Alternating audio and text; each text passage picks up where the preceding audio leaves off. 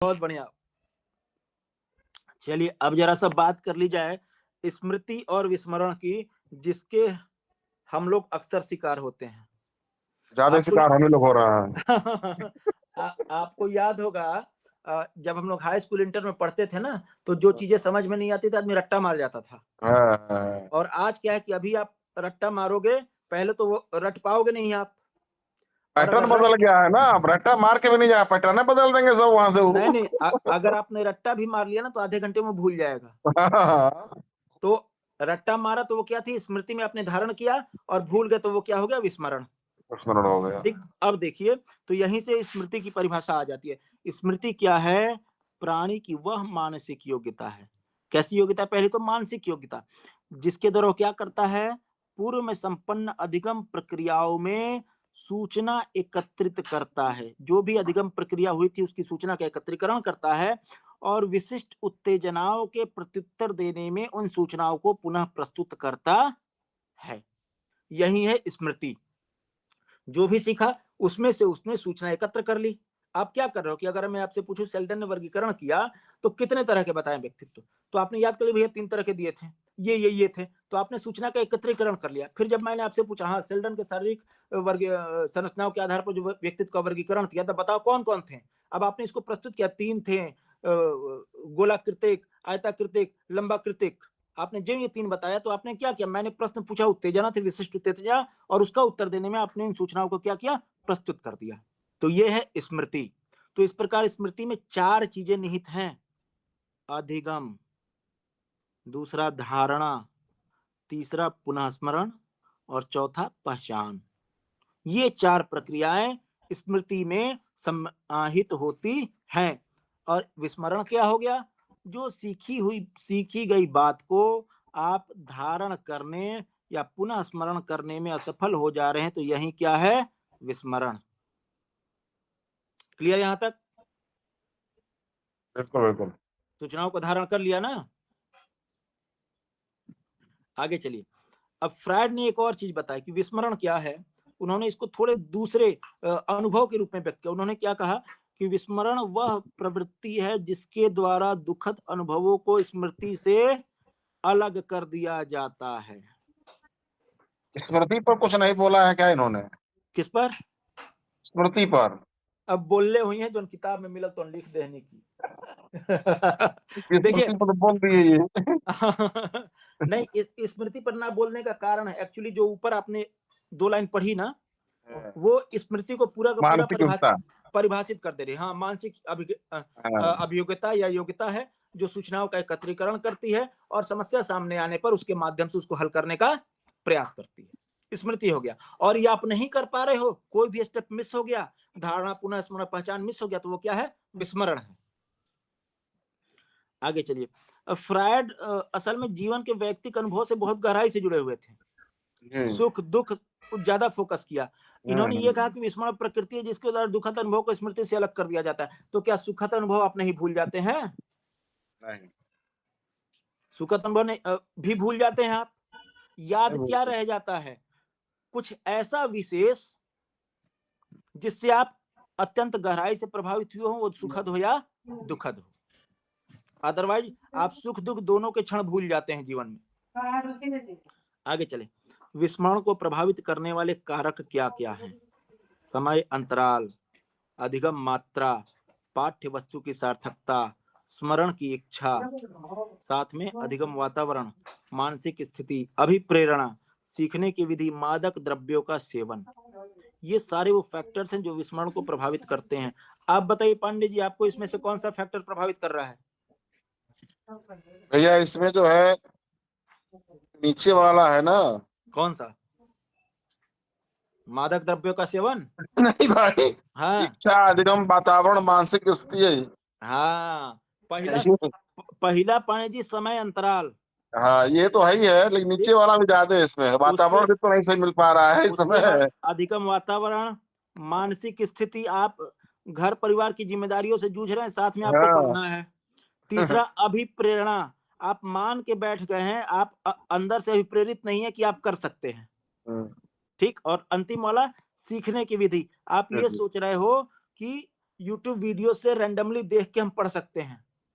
आप ये सोच रहे हैं कि एक बार किताब उठा के देख लेंगे हो जाएगा, हाँ हाँ हाँ। तो ये सारी चीजें आपको प्रभावित कर रही हैं। अब देखिए, अब मैं जो पढ़ाने का प्रयास करूँ, ये मैं क्या कर रहा हूँ, मैं एक अधिगम का वातावरण देने का प्रयास कर रहा हूँ, आपको अभिप्रेरित करने का प्रयास कर रहा हूँ, साथ में आपकी मानसिक स्थिति में भी लगातार सुधार के लिए मोटिवेशन का प्रयास कर रहा हूँ, और सीखने की एक मैंने कौन सी विधि दी है, ये ऑफलाइन टीचिंग के जैसी है ना, कि जहाँ एक जो है सुगमकर्ता आपको चीजों को बताने का प्रयास कर रहा है। तो इन सब चीजों पर अगर आप फोकस नहीं करेंगे तो स्मृति, सबसे बड़ी बात है कि हाँ, मोटिवेशन है ना, ये मोटिवेशन बहुत जरूरी है। अगर ये नहीं जाएगा तो एक, फिर जो अरे स्थिति वही है तो वो। कह रहा हूँ पांडे जी। देखिए, अभी जो मोटिवेशन, अभी प्रेरणा में हम पढ़ेंगे, अभी जो मैं मोटिवेट करने का प्रयास कर रहा हूँ, ये क्या है, बाह्य है। हाँ, और सबसे ज्यादा रिजल्ट तब मिलेगा जब आप अंतः अभिप्रेरित होंगे। जब तक अंतर प्रेरणा ना जगे ना, किसी बाह्य मोटिवेशन का कोई वो फायदा नहीं होता। और तब आप बाह्य से भी सीखते हो, बट अंतः से जब आप सीखना शुरू करते हो, अंतः प्रेरित होकर ना, तो उसका रिजल्ट सबसे शानदार होता है। अब चलिए जरा देख लिया जाए, स्मृति के दो पक्ष हैं। कौन कौन? एक धनात्मक, दूसरा ऋणात्मक। पूर्व अनुभूतियों को याद रखने की प्रक्रिया स्मरण की प्रक्रिया है, और अनुभूतियों को याद रखने की असमर्थता, यह क्या है, विस्मरण की प्रक्रिया है। स्मृति के तीन तत्व हैं: संकेतन, संचयन, पुनः प्राप्ति। संकेतन में क्या है, कोई भी सूचना ग्रहण करके उसे क्या कर लेना, संकेत के रूप में ग्रहण करना, प्रत्यक्षण कर उसका। संचयन क्या है, सांकेतिक सूचनाओं को कुछ समय के लिए संचित कर लेना। उसके बाद पुनः प्राप्ति क्या है, संचित सूचनाओं का प्रत्याहान कर उनका उपयोग कर लेना। ये स्मृति के तीन तत्व हैं: संकेतन, संचयन और पुनः प्राप्ति। आप देखिए, मनोवैज्ञानिकों ने स्मृति के चार प्रकार बताए। कितने प्रकार? चार प्रकार। संवेदी स्मृति क्या है? संवेदी स्मृति है 1 सेकंड या कम अवधि के लिए, 1 सेकंड से कम अवधि के लिए। जैसे प्रतिमा संबंधी और प्रतिध्वनिक स्मृति। प्रतिमा संबंधी स्मृति का क्या तात्पर्य है? कोई चीज आपने देखी तो उसका दृष्टिबिंब कितने समय तक रहता है? 1 सेकंड तक। सुनी गई आवाज का श्रवण चिन्ह कितनी देर तक रहता है? 1 सेकंड से थोड़ा अधिक समय तक। तो ये क्या है? संवेदी स्मृति है, जिसमें सूचनाओं को 1 सेकंड या उससे कम के लिए रखा जाता है। लघु स्मृति अवधि। अच्छा, ये जो पहचान कराते हैं सब ले जा करके, लाइट डिटेक्टिंग टेस्ट जो कराते हैं, तो उसमें कैसे निकाल लेते हैं कि इनकी स्मृति में वो चीजें हैं कि नहीं है? नहीं नहीं नहीं पाए जी, देखिए, हम्म। लाइट डिटेक्टर जो टेस्ट होता है ना, वो दूसरी चीज है। उसमें जो है, तो ये वो स्मृति से ही तो जुड़ा होता है कि आखिर आपकी उस स्मृति में वो चीजें ना हैं। ना ना ना ना हाँ, ना ना हाँ। पानी, स्मृति से जुड़ा हुआ नहीं है। देखिए, वो दूसरे कॉन्सेप्ट पर कार्य करता है। उसका ये मानना है कि जब भी आप झूठ बोलते हैं ना, जब जब आपसे एक बाह्य वातावरण में, दबाव के वातावरण में आपसे सवाल पूछा जाए, और आपको ये पता है कि इस सवाल का, जैसे आपने चोरी किया नहीं, इसका अगर उत्तर हम हाँ दे दे तो उसका हम पर बुरा प्रभाव पड़ सकता है। तो जब आप उसका जवाब झूठा देंगे ना कि नहीं किया, तो उस दौरान आपके हार्ट रेट, स्पंदन, नाड़ी स्पंदन, इन सब में बड़ा उतार चढ़ाव आता है। मशीन बस उसको डिटेक्ट करके बोलती है कि झूठ बोल रहा है कि सच बोल रहा है। ठीक। उसके बाद एक जो आप स्मृति की बात कर रहे हैं, अचेतन मन से सवाल पूछने की प्रक्रिया, वो उस टेस्ट में होती है। कौन सा टेस्ट जो होता है जिसके लिए बड़ा हाई कोर्ट के उसकी आवश्यकता पड़ती है, आदेश की? Narco test. नार्को टेस्ट के नार्को दौरान, टेस्ट। हाँ हाँ। नार्को टेस्ट के दौरान आप होश में नहीं रहते हो। आपको मादक द्रव्यों के प्रभाव से आधी निद्रा में सुला दिया जाता है, ताकि उस समय आपका जो अर्धचेतन मस्तिष्क होता है ना, वो एक्टिव हो जाए और आप ना चाहते हुए भी सही जवाब दे दो। तो ये दूसरी चीजें हैं, वो दूसरी चीज है। तो स्मृति के चार प्रकारों में पहला था संवेदी स्मृति। सूचनाओं को 1 सेकंड या उससे कम अवधि के लिए रखा जाता है। ये दो तरह की होती है: प्रतिमा संबंधी, प्रतिध्वनिक। प्रतिमा संबंधी स्मृति, देखी गई वस्तु या व्यक्ति का बिंब कितने समय तक? 1 सेकंड तक, लगभग 1 सेकंड तक रहता है, और श्रवण चिन्ह 1 सेकंड से थोड़ा अधिक समय तक। फिर आगे लघु अवधि स्मृति। जेम्स ने इसे क्या कहा? प्राथमिक स्मृति कहा। इसमें विषय या घटना को 20 से 30 सेकंड तक रखा जाता है। कितनी देर तक? 20 से 30 सेकंड तक। चलन स्मृति किसने दिया? बैडली। इसमें सूचनाओं के संचयन और संसाधन क्षमता दोनों होती है।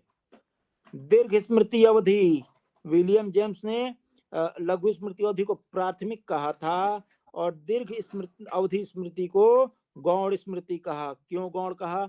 इसमें व्यक्ति किसी पाठ या घटना को 30 सेकंड से अनिश्चित काल तक याद रख सकता है। तब ये बताइए साहब, कौन सी पाठ या घटना आपको अनिश्चित काल तक याद रहती है? कोई याद है? प्राथमिक स्तर पर सीखी हुई चीजें। हाँ, केवल वही चीज जिसका आपने सैकड़ों बार अभ्यास किया है, जिसका आपने सैकड़ों बार संकेतन किया है और संचयन किया है, वही चीज आपको दीर्घ स्मृति तक, दीर्घ काल तक याद रहती है, अन्यथा नहीं रहेगी। बचपन में जो खेल वो खेला गया था, हाँ, तो आपने सैकड़ों कई बार खेले। बार कई कई बार खेला गया उसको। हाँ, सैकड़ों बार खेले ना। हाँ, बचपन में आपने क से ज्ञ तक का अभ्यास किया तो सैकड़ों बार किया है। हाँ। गिनती आपने सैकड़ों बार अभ्यास किया, पहाड़ों का कम अभ्यास किया, पहाड़े भूल गए।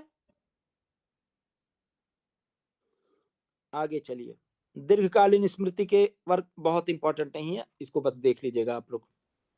हाँ, अब देखिए जरा सा, स्मरण का स्वरूप क्या है? स्मरण से तात्पर्य क्या है? पूर्व सीखे गए विषयों को चेतना में लाने से है। स्मरण का तात्पर्य क्या है? पहले जो सीखा उसको चेतना में लेते हैं। ये जटिल प्रक्रिया है जिसमें 4 उपक्रियाएं सम्मिलित होती हैं, जो ऊपर था। पहला सीखना।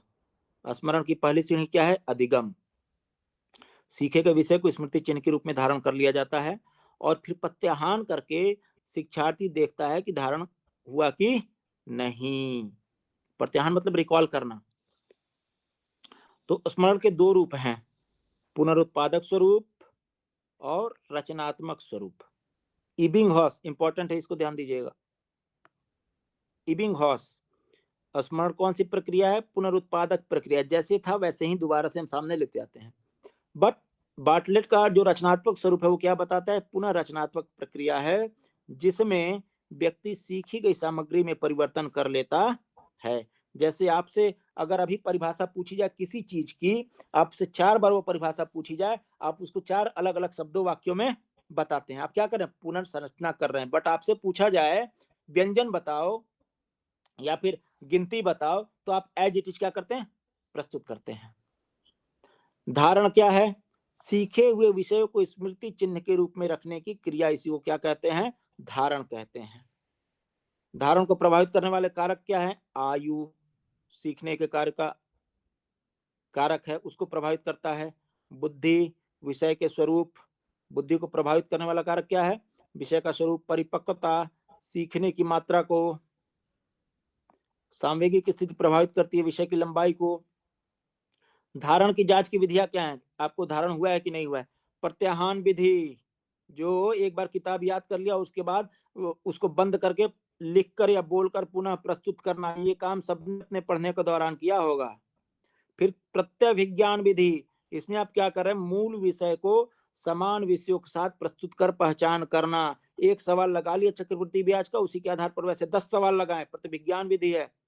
पुनः सीखना, इसमें आप क्या कर रहे हैं? पुनः सीखना इबिंगहॉस द्वारा प्रतिपादित है। इसमें आप क्या कर रहे हैं? पुनः सीखने में लगे समय या प्रयास से धारण की जांच कर रहे हैं। जैसे मैंने आपको संज्ञा बताया, आपने तुरंत उसको बता दिया पूछने पर, तो इसका मतलब आपकी धारणा अच्छी है, आपने अच्छे से धारण किया है। आप नहीं बता पा रहे हो, आधा अधूरा बता पा रहे हो, ज्यादा समय लग रहा है, तो आपकी धारणा अच्छी नहीं है। पुनर्निर्माण विधि, सीखे गए एकांशों को उलट पुलट कर प्रस्तुत कर पुनः सही क्रम में व्यवस्थित करना। तो ये क्या है? धारण की जांच की विधियां। इसके बाद विस्मरण की विचारधाराओं की बात करें तो निष्क्रिय मानसिक प्रक्रिया दी किसने? इबिंगहॉस ने। क्या कहा इबिंगहॉस ने? कि विस्मरण समय बीतने के साथ स्वतः होता है। इसको तो आप लोग मानेंगे ना? निष्क्रिय मानसिक प्रक्रिया है, स्मरण के लिए प्रयास करना होता है, विस्मरण के लिए प्रयास नहीं करना होता है, समय के साथ स्वतः हो जाता है। फिर सक्रिय मानसिक प्रक्रिया आई, जो किसने दिया? जेनिंगस, डेलेबैक, मुलर, पिलजेकर, फ्रायड, मिल्टन। सक्रिय मानसिक, उन्होंने क्या बताया कि विस्मरण सक्रिय मानसिक प्रक्रिया है जो कि सक्रिय अधिगम के कारण होता है। आप नया सीखते हो, पुराना भूलते चले जाते हो। तो सक्रिय मानसिक प्रक्रिया भाई साहब, ये भी इन्होंने ये कहा। विस्मरण के कारण क्या है? शिक्षार्थी संबंधित स्वास्थ्य, मानसिक प्रवृत्ति, सांवेगिक कारक, अभिप्रेरणात्मक कारक। इन सारी चीजों को बस एक बार देख जाना है, जब प्रश्न आएगा आप कर लोगे विस्मरण के कारक कौन नहीं है, कौन से हैं। सीखने से संबंधित कारक, विषय का स्वरूप, सीखने की मात्रा, विषय की लंबाई, सीखने की विधि, ये सारी चीजें विस्मरण की प्रक्रिया को प्रभावित करती हैं। विषय का स्वरूप जटिल होता है, जल्दी भूल जाते हैं। सीखा कम है तो जल्दी भूल जाते हैं। विषय बहुत लंबा है तो भूल जाते हैं। सीखने की विधि रुचिकर नहीं है, प्रभावोत्पादक नहीं है, प्रभावी नहीं है तो आप जल्दी भूलते हैं। रट के सीखा तो जल्दी भूलेंगे, समझ के सीखा तो देर से भूलेंगे। धारण अंतराल से संबंधित कारक, पूर्वलक्षी प्रवरोध या पूर्वोन्मुख अवरोध, अग्रलक्षी प्रवोध, किसी विषय को सीखने और उसके धारण की जांच करने के बीच का अंतराल। आपने आज सीखा, 8 दिन बाद आप प्रत्याहान करके उसको कोशिश करते हैं धारण की जांच करने, तो आपको कुछ नहीं याद आता। तो अभी याद किया, 1 घंटे बाद दोबारा चेक कीजिए, उसके 4 घंटे बाद कीजिए, फिर 8 घंटे बाद कीजिए, फिर 20 घंटे बाद कीजिए। तो ऐसा 4-5 बार कर देंगे तो चीज आपको कंठस्थ हो जाएगी। विस्मरण के सिद्धांत क्या क्या हैं? कई लोगों ने दिए। ह्रास या अनुपयोग का सिद्धांत, बाधक या हस्तक्षेप का सिद्धांत, संज्ञानात्मक सिद्धांत, अभिप्रेरणात्मक सिद्धांत। ह्रास या अनुपयोग का सिद्धांत किसने दिया? थार्नडाइक ने, कि समय बीतने के साथ स्मृति चिन्हों का ह्रास होता चला जाता है और चीजें भूल जाती हैं। जो भी स्मृति चिन्ह आप बनाते हैं, तो उपाय क्या है? पाठ का पुनरीक्षण आवश्यक है।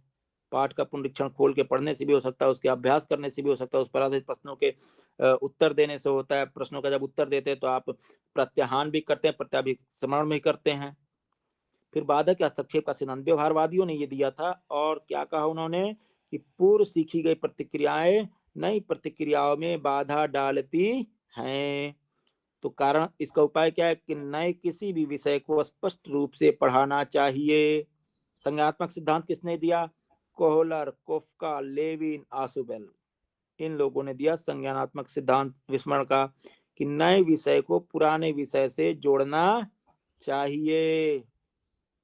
पाठ का पुनर्संगठन कर स्मरण घटाया जा सकता है। उसके बाद अभिप्रेरणात्मक सिद्धांत, सिगमंड फ्रायड, उन्होंने क्या कहा? भूलने में इच्छा की प्रधानता होती है। और वो क्या है? शैक्षिक है कि दिलचस्प विषय पढ़ाने से विस्मरण कम होता है। एक और शब्द आया था, क्या? मेटा संज्ञान। मेटा संज्ञान पद का श्रेय दिया था किसको? John Flavell. मेटा संज्ञान का क्या अर्थ है? संज्ञानात्मक परिघटनाओं के बारे में संज्ञान लेना, वो आपकी जानकारी में आना। मनोवैज्ञानिकों ने किस पर बल दिया है? मेटा स्मृति पर, जिससे छात्र यह समझते हैं कि उनकी स्मृति कैसे कार्य करती है। तो मेटा संज्ञान के पहलू कौन कौन से? मेटा स्मृति, स्मृति के बारे में ज्ञान। मेटा बोध, बोध के बारे में ज्ञान। मेटा मुक्ति, संज्ञानात्मक नियंत्रण की समझ। PQRST विधि है, याद रखिएगा इसको। PQRST विधि किसके द्वारा? थॉमस और रॉबिन्सन द्वारा प्रतिपादित है।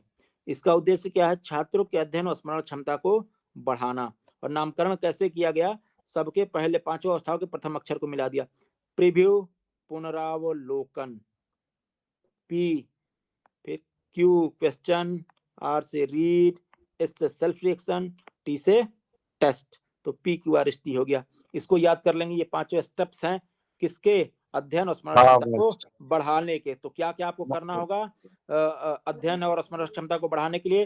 पूर्वावलोकन करना होगा, प्रश्नों का अभ्यास करना होगा, पठन करना होगा, आत्मचिंतन करना होगा और अपने धारणा का आपको परीक्षण करना होगा। अब देखिए अच्छी स्मृति के लक्षण क्या क्या हैं? तीव्रता, स्मरण की गति तीव्र हो, जल्दी से सीखे। यथार्थता, स्मरण सटीक एवं सही हो। सही सामग्री का सही समय पर प्रत्याहान, की आवश्यक समय पर सही जानकारी याद आ जाए।